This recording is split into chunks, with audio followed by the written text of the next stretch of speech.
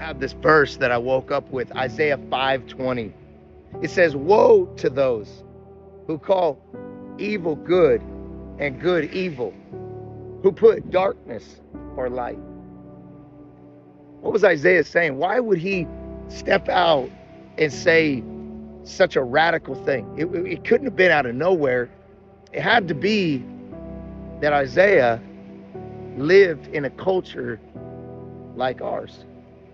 In fact, he did. The prophet of God, Isaiah, lived in a culture where the people of God had abandoned their covenant with God.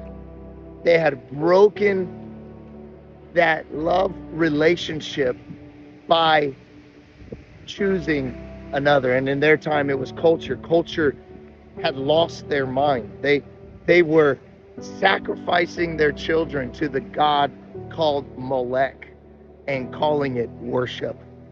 They had corrupt leaders that were twisting and perverting God's truth. There was temple prostitution right next to the worship of the holy God, Jehovah. There was judges who were corrupt and calling it justice.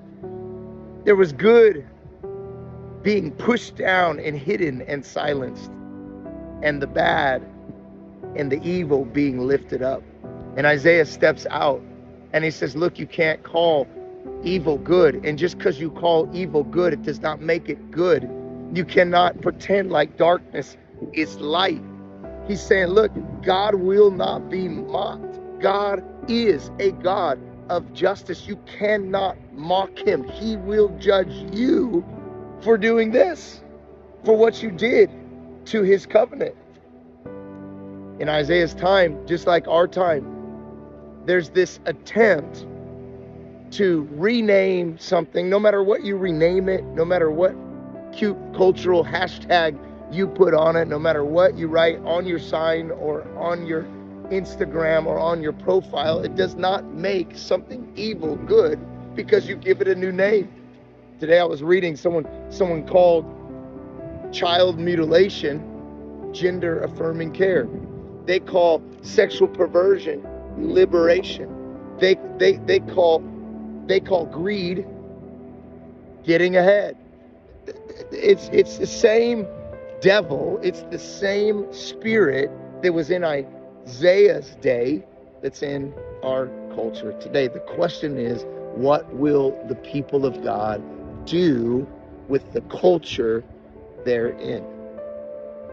What will we do with this hour that we're alive? Will you have the spirit of the day, or will you have the spirit of the Lord? The craziest thing is Isaiah says, look, this spirit is upon me. Woe to you. Then he says, you cannot mock God. God is a God of justice.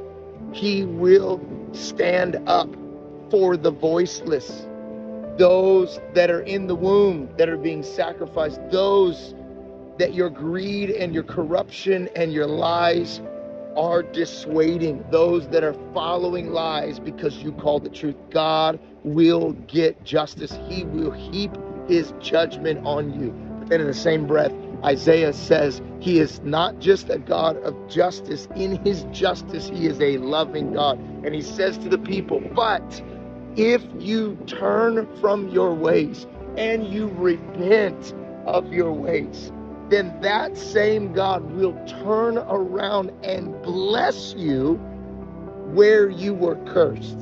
He will bless you in the very place where you cursed him. What a great God. What a great opportunity. Here's my question for you today.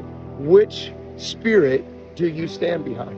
If today Isaiah was here, which do you choose? In our culture, we got to choose the Lord. Let's go.